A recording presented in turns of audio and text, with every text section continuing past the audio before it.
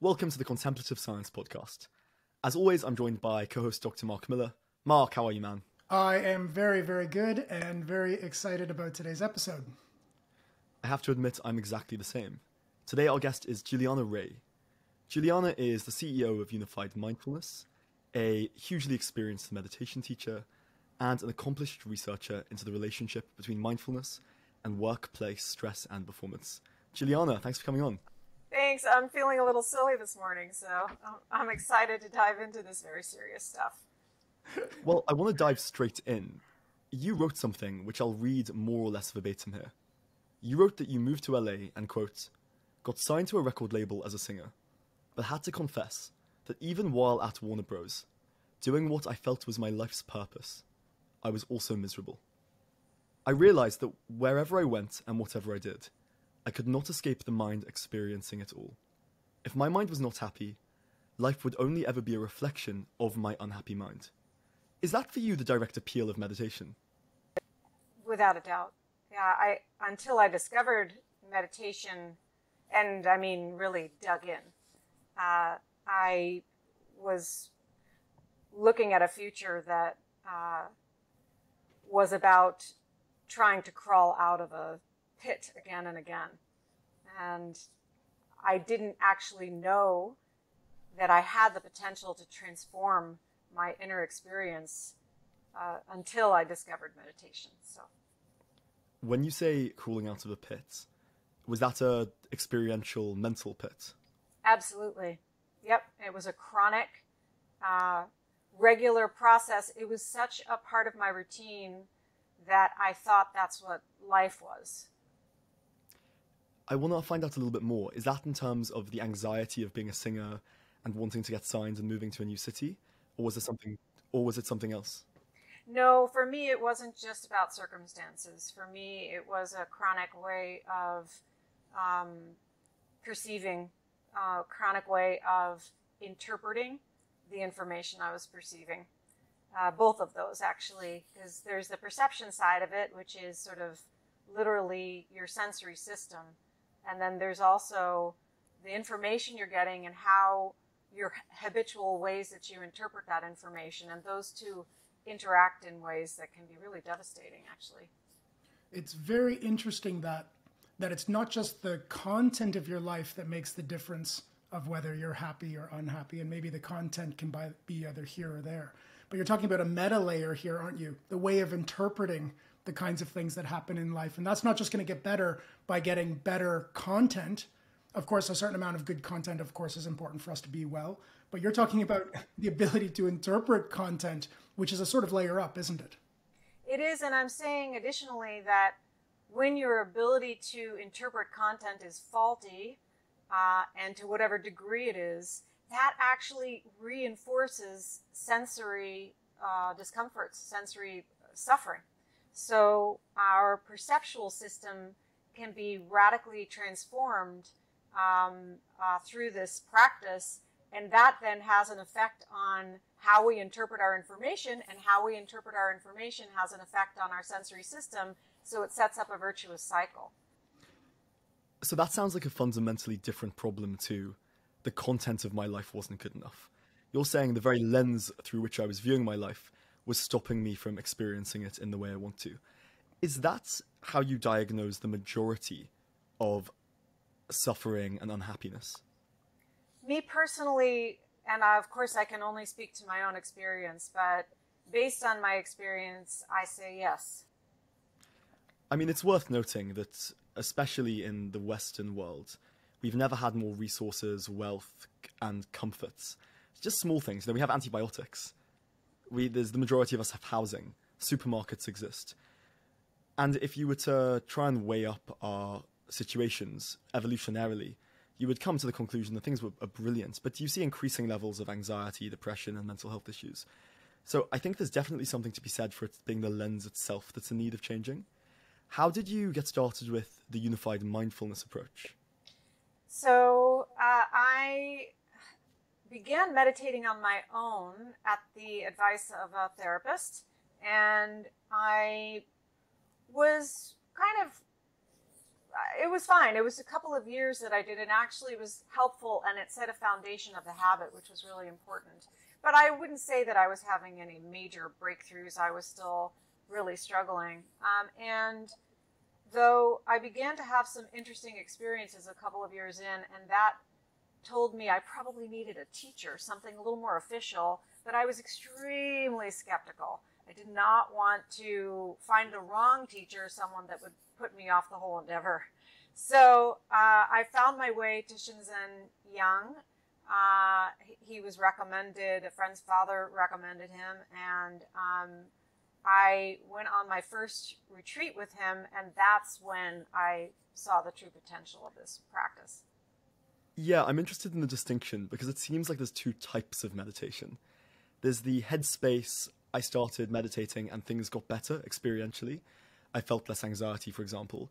But then there's the slightly more spooky experiences on the mat and the, oh wow, this practice has more than just making me feel better. Do you think of it in those terms, the two types of intensities? I don't actually think of it in those terms. The way I think of it is that we're developing a set of attention skills, and that depending on the depth of those attention skills, so we can think about developing those skills as a kind of a linear progression.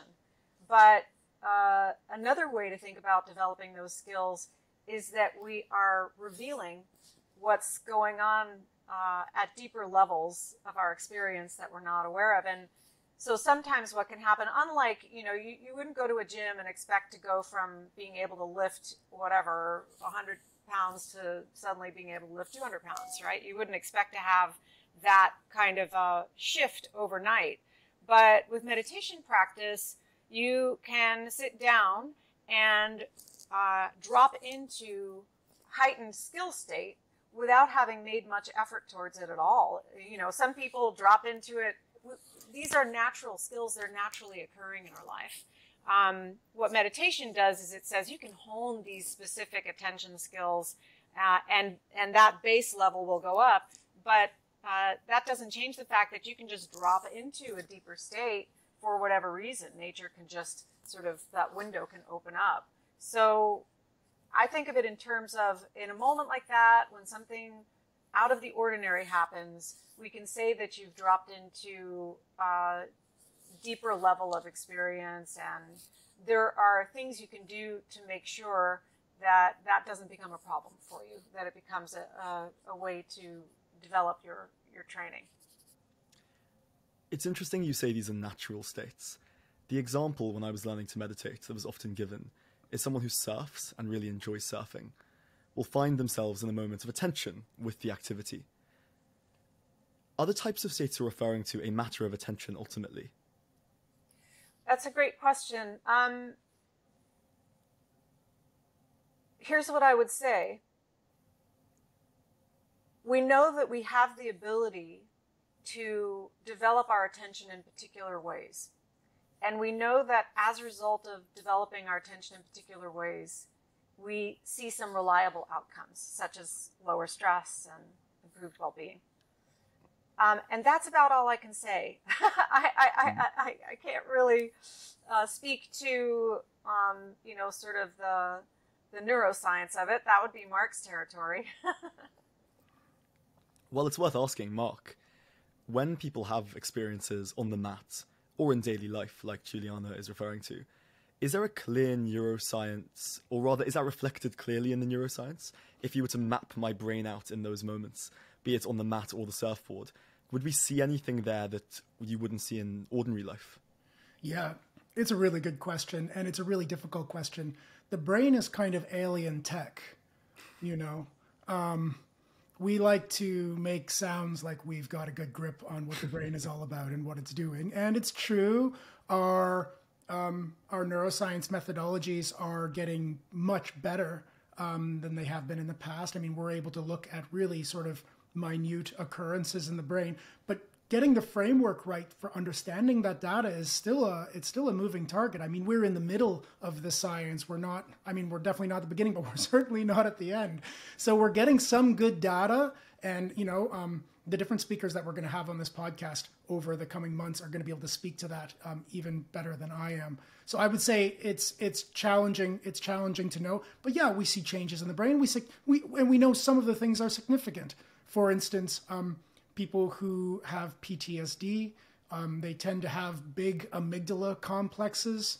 The amygdala, one of the things it's going to be doing in the brain is highlighting when we're in danger or when there's uncertainty. And so it makes sense that if you come from an uncertain situation, you've been in a war, or you're hungry, or you have no shelter, then the part of the brain that tells you that that is sensitive to uncertainty should be bigger. It should have a bigger fingerprint in the brain. And we know that mindfulness of the body and mindfulness of anxiety helps to rebalance the way that the brain is operating when it comes to uncertainty, so that some of these systems start to go back to a more normal size and they get re-interconnected with other areas. Yeah, Julianna, am I right in thinking you got your brain tested? I have had my brain scanned, yes. I was part of a study in which they were comparing people of kind of the same age, and I'm left-handed, so they compared me to a left-handed person, and long-term meditators, and they definitely showed some changes in the brain. But again, it's sort of like blobology a little bit still. It's hard to know the specifics of what's going on in the brain. And I personally, I think one of the challenges as you're learning to meditate is this skepticism. I know it was for me. I was deeply doubtful about the whole thing. And fortunately, I was desperate enough that I overcame my doubt, because I sort of felt like I had nothing left to lose. But once you've had a taste of training and you know the impact of it, then you actually don't need you don't need that sort of validation from science, although it helps in many other ways. But in terms of, like, if I'm just speaking to someone interested in learning to meditate, one of the real hurdles we have to overcome is our skepticism, and science can be a good way to do that. But even better than science is your own direct experience from having put in some time and seen the results for yourself. Just a quick point there. I don't know if you've heard this or not, but they've done a study now that if you come up to give a talk and you put a brain on your first slide, then the audience is a certain percentage higher for just trusting anything you say. And it's a big percent. It's 30, 40, 50%. Are you serious? I actually Yeah, you can just have a brain. Even if you say it, you can even sort of break the fourth wall there. You can say, here's a brain. Now I'm going to tell you some things. And we're tuned up, we're tuned up a little bit in our modern scientific age to sort of believe the neuroscientists. That's for better or for worse. For better or for worse. So you're right. Experientiality is the way to go. Yeah, I actually put my brain up when I give talks, so that's pretty hilarious. I had no idea. I wonder if the effect is exaggerated when it's your brain. I'm thinking, pretty impressive.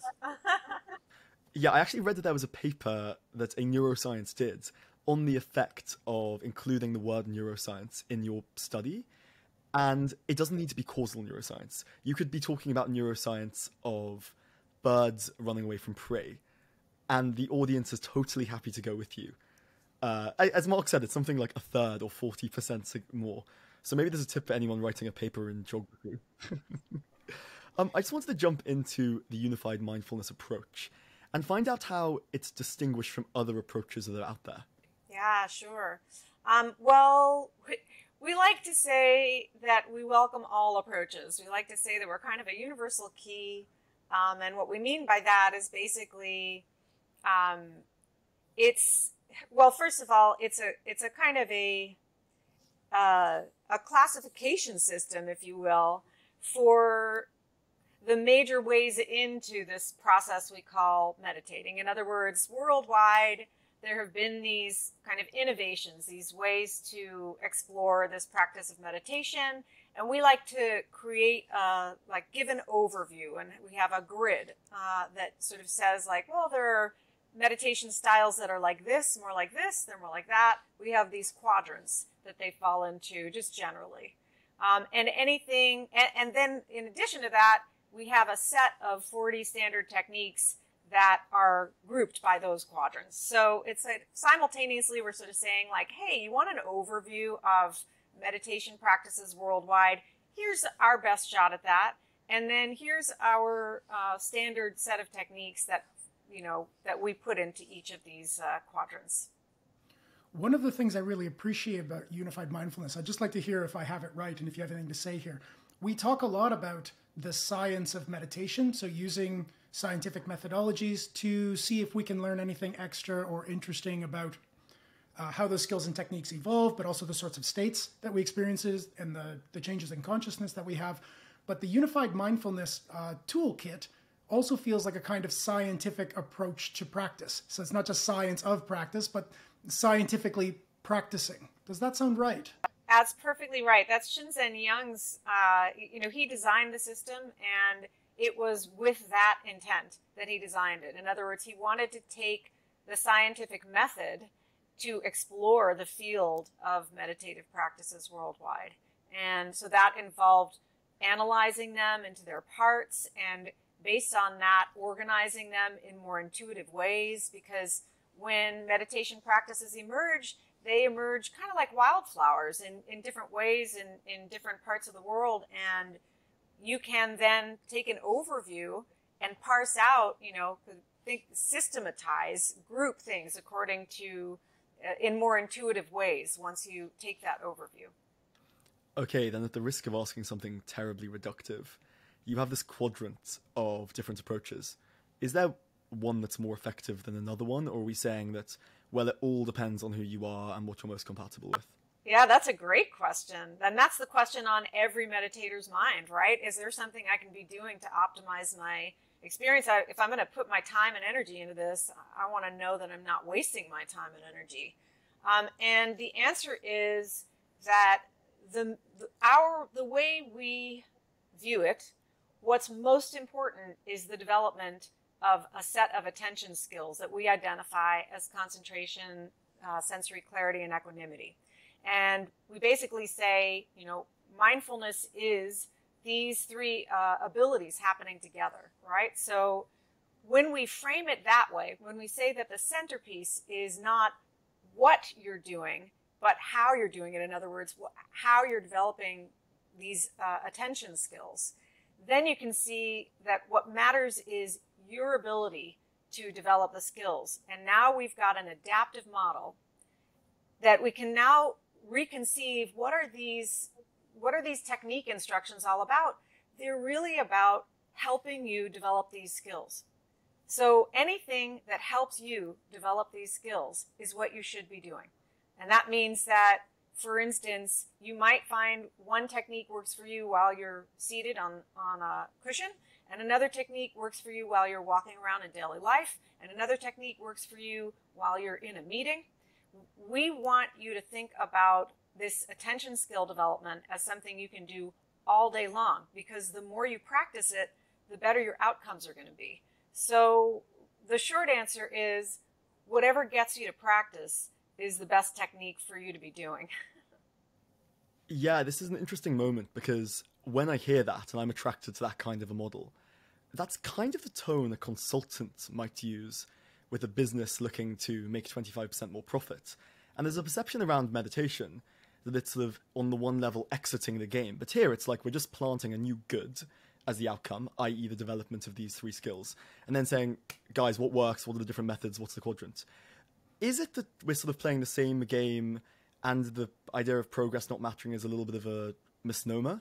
Or are we actually playing a slightly different game? Help me understand when you say the idea of the misnomer. I missed kind of what your intent was in that question. Yeah, so I think if you ask non-meditators what they think of as the mindset of a meditator and their approach to their own meditation, they probably don't think of it in terms with the tone that you've just explained. Progress, you mean? Of progress, and this is a quadrant. It sounds like a consultant on one level saying, listen, this is how we're getting 25% more revenue this year. And I wanted to know how you think about that distinction, whether there is a distinction. Yes, I see. Yeah. I think what you're pointing to is that this kind of debate that people have, is there a goal to meditating or not? Is that what you're pointing to? Yeah, and because, I mean, I'm projecting terribly, but when I initially came to meditation, at least, I thought, well, we're getting out of the game of progress in the traditional sense. But the way you framed it, it sounds like progress is still very much in kind of in the air. Yes, I understand now. Yes. So there's this kind of fundamental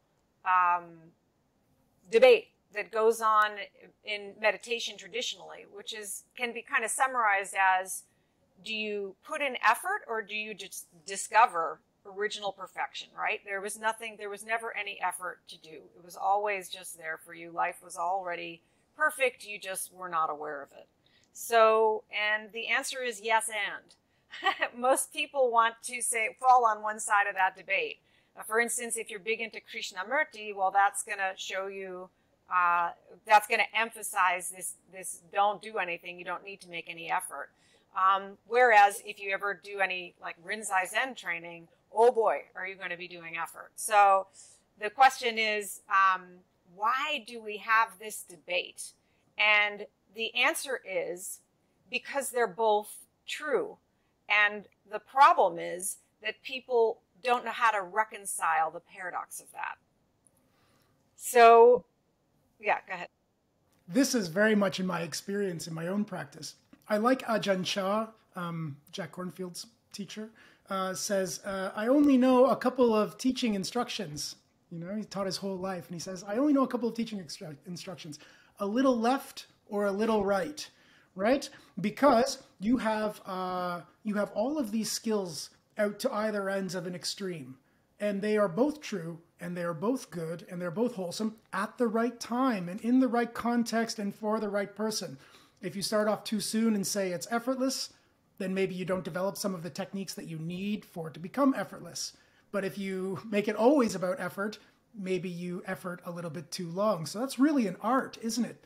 Being really sensitive to what another person needs, and then being willing not to do one thing, but to do lots of things and in a sort of context-dependent way. It is, and yet I do tend to fall, let's put it this way.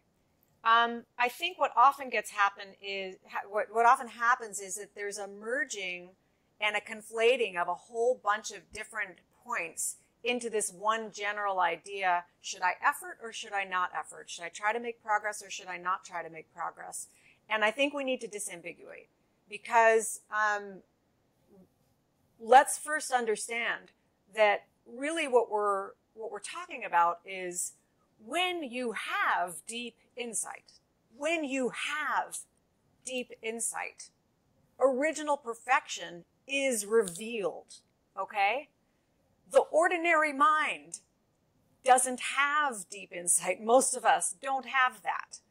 And are you gonna spend your life rolling the dice that one day nature will plunge you into the depth of wisdom, and that will shatter forevermore your understanding about separateness or non-separateness, right? So are you going to do that or not? And I think that we can say that there's no harm in meditating. And if you meditate, you are more likely to know the depth of experience. And so we can say that, yes, from a certain perspective, effortlessness is the aim, but that's because of a certain skill called equanimity that most people don't have well developed. Most people interfere in subtle ways with their sensory experience.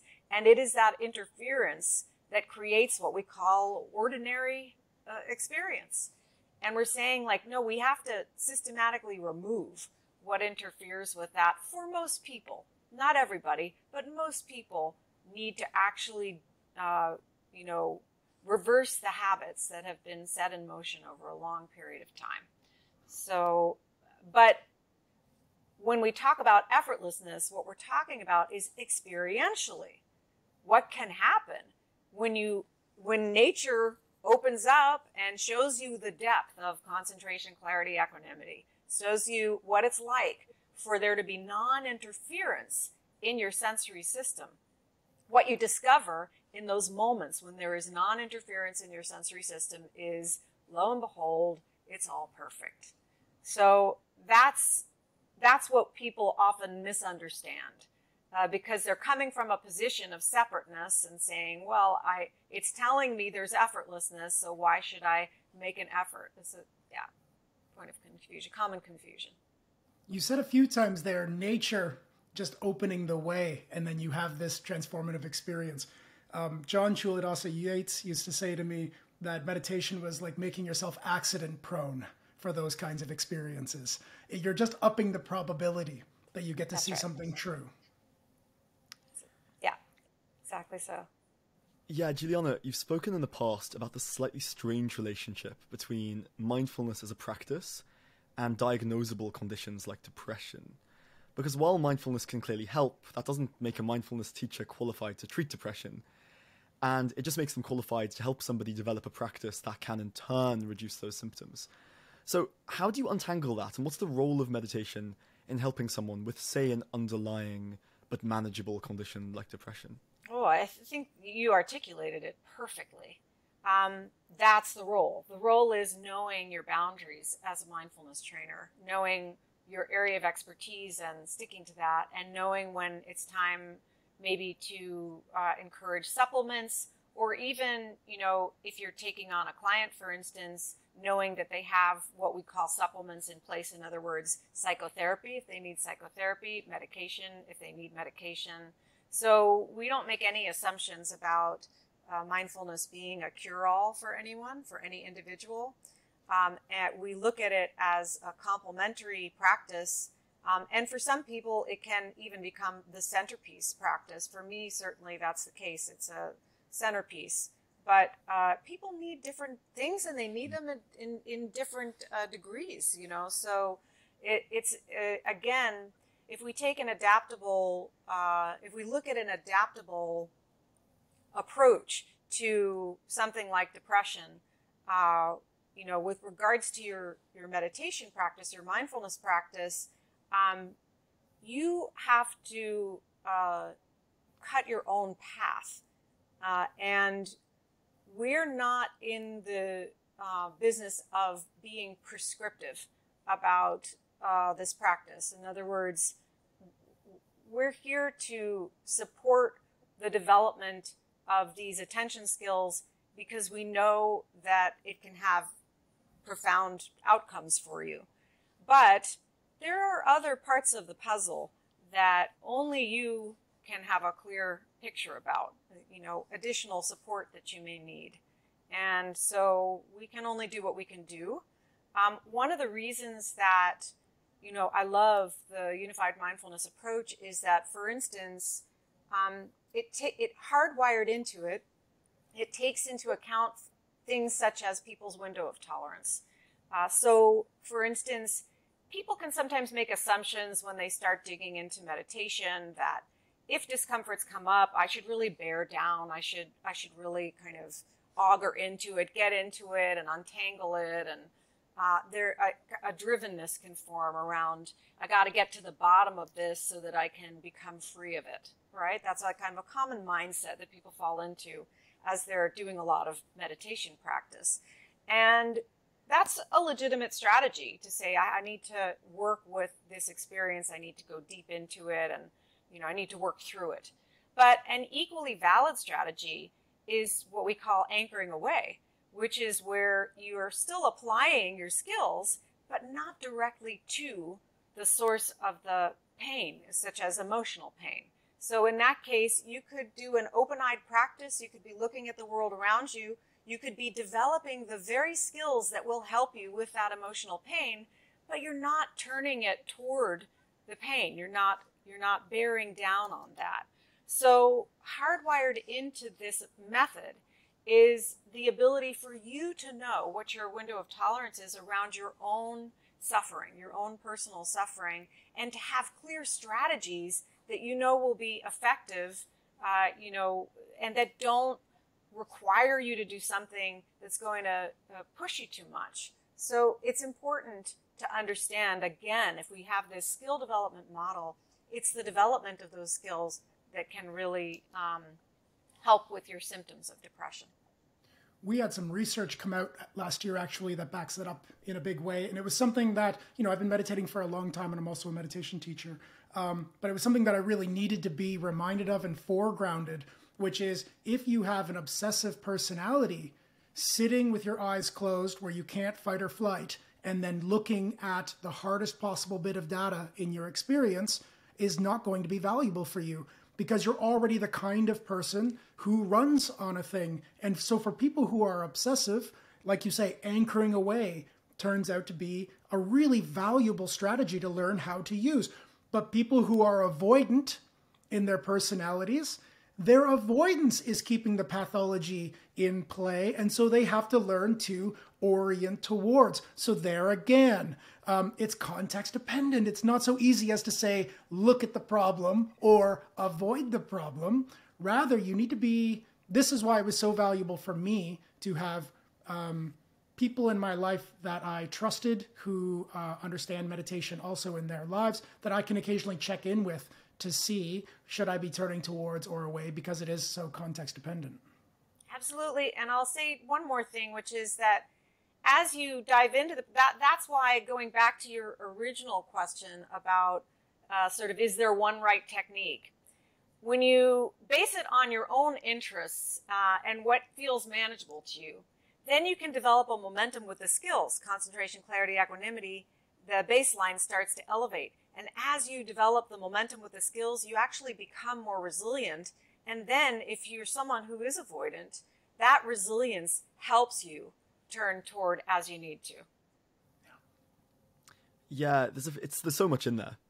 One question I have for you both is, if on the one hand we're saying that meditation and development of those three skills in particular can help improve your experience in several significant ways, how do you hold that in the one hand and then in the other not suggest it basically all the time for everyone in some capacity? Because, like if going for a jog, if jogging consistently helped you have permanent insights into the reality of nature in a way that improved your experience, and I knew that about jogging, I would struggle to not talk to people on park benches and say, listen, these are your shoes, don't worry about it, I'll meet you back here in 5K. How do you, Mark, starting with you, how do you hold both in there at the same time? Yeah, well, actually, I think part of the answer is what we've already been discussing, which is it's so context sensitive. The skills and abilities that what we call meditation, which really is just an umbrella term for lots of skills and ability development programs, a lot of them are valuable, but they're not always going to be valuable. And again, the ingredient mix for each person is going to be different. So I don't think, there are definitely going to be some aspects of the meditative toolbox that are not going to be beneficial for every person at every time. So personally, I take a sort of holistic approach to mental well-being, where the meditative toolbox is one of the big toolboxes, but I don't think it's the only toolbox to be considering, especially when there's critical issues. A lot of people in the communities that I'm a part of are dual wielding right now different kinds of therapy with their mindfulness training toolbox, and that seems to be a really good mix. They're able to bring some of their tools for insight to their therapy sessions to be able to speak more clearly and to better regulate their emotions, and then they're able to take the things that they discover in a therapist's room back onto the cushion, which seems valuable. Yeah, Julianna, does that sort of strike home? I take a pragmatic approach. I have sort of a different angle on it, I guess. To me, I think what I heard you say is, we know this can have a profoundly positive effect. Why wouldn't you sort of lead with the profoundly positive effect it can have? Is that kind of what you're saying, or just make sure I've understood? 95%. I guess my question is just the additional piece. Is, unlike jogging, the claims around meditation and the effects of meditation are significant in as far as they give you insight into the nature of being a human experience. And so why not lead with that? Well, not in terms of the advertising of it, but it seems like a distinct claim from the claims other things that improve our mental well-being are making. And that distinction in terms of basically how brilliant it can be in improving your life, how do you find how do you hold that truth in the one hand and find yourself not preaching all the time at everybody in the other? Yes. Yeah, now I understand. Thanks for clarifying that. I think that it's really important to, excuse me, I think that it's really important to meet people where they live and to meet people in what matters to them.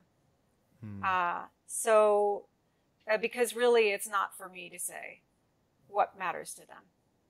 And that's why we tend to look at it as, well, what are the areas of life that you're interested in improving? And we have this thing, another grid, because Shinzen loves to organize things, called the happiness grid, which basically tends to be that we can group people's happiness goals, that what they're looking to get out of life, into these 5 basic categories, which are relief, fulfillment, insight, mastery, and service. These are our sort of general, kind of intuitive groupings. And what we like to do is say, okay, let's think about these areas in terms of where you might like to either enhance what's already going on for you or to address some kind of challenge that you're having. And that's where we start with the practice. We say, we know that generally speaking, this practice can help you. It's not going to solve all your problems, but it can help you with the things that matter to you. So let's start with the things that matter to you and introduce it in that context. And then from there, if your interest develops, great, your interest develops. But if your interest doesn't develop, at least we've helped you achieve a goal that's meaningful for you. Right, exactly. And speaking of meaningful goals, you were involved in the publication of a number of studies on the effect of mindfulness on workplace stress. How was all of that?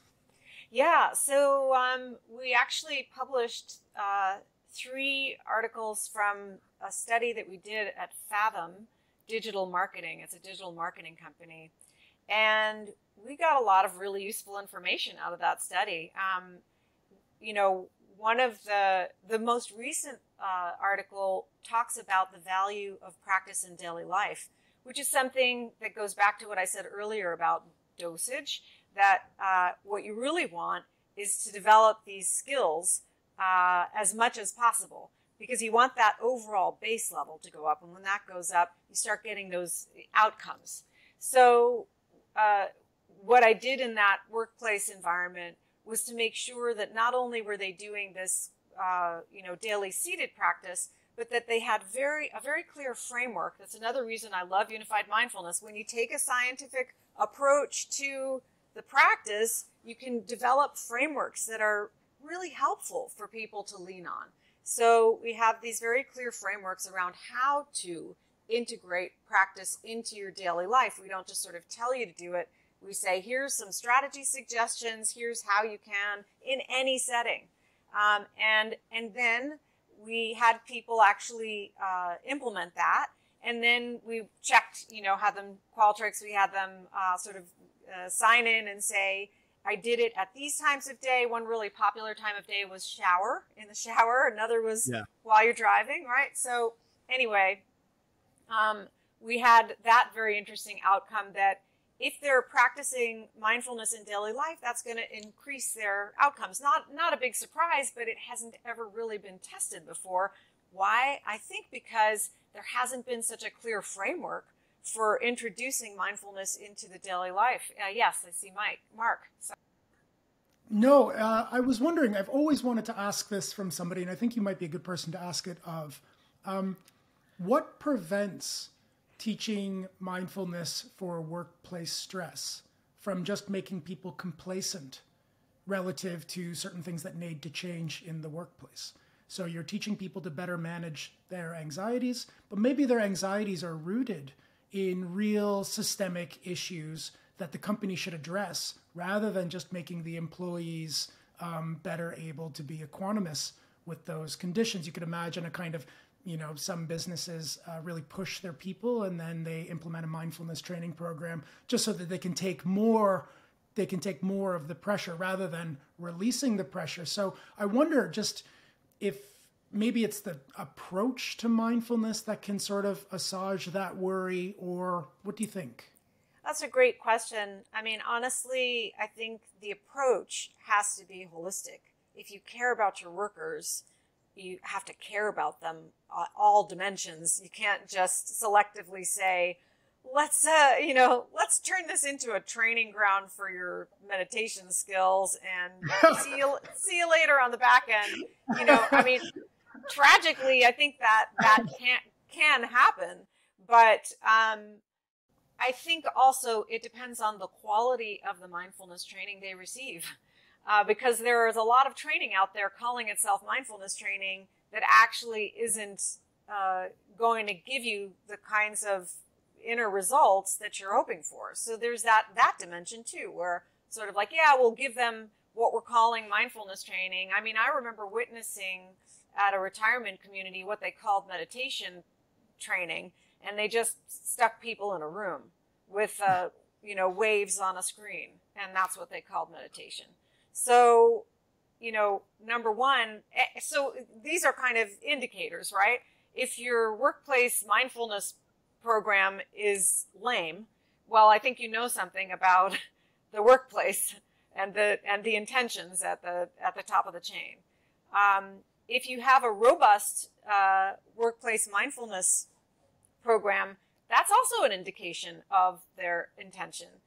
But if they don't address the whole of the problem, in other words, if there is a problem that people are overworked, then the mindfulness is only going to take you so far. And if a workplace is stuck on only giving mindfulness training and not addressing the concerns of its employees, as an employee, if possible, you might want to figure out an exit. But meanwhile, if you're given good mindfulness training, that can help you in your job search. And maybe also to be sensitive about your own window of tolerance. Right? That's right. Because maybe you're not aware that you're outside of your window of tolerance so much, and it becomes evident through a good mindfulness training program. Yes, good quality mindfulness training is going to help you, including it might help you say, you know what, I need to be working somewhere else. Yeah. So in summary, if you're a bad employer, giving people mindfulness training is less likely to allow you to keep getting away with it, but more likely to lead to more clarity around your misdoings. Exactly so. Yes. I want to change the pace just slightly and talk to you about practical advice. So in the context of the workplace, but also people in undergraduate, graduate school, etc., it's stressful. There's COVID, people are struggling for work, all of the obvious. What would you recommend someone who hasn't got a meditation practice per se, but is interested in improving their well-being, whatever that kind of means? What would you recommend they practically go and do? I'd say break your ideas of what meditation is, first of all. For instance, if you're resistant to it because you don't want to sit still, actually, you don't have to sit still. If you understand it as skill development, develop the skills. So what are the skills? Concentration power is the ability to focus on what you choose.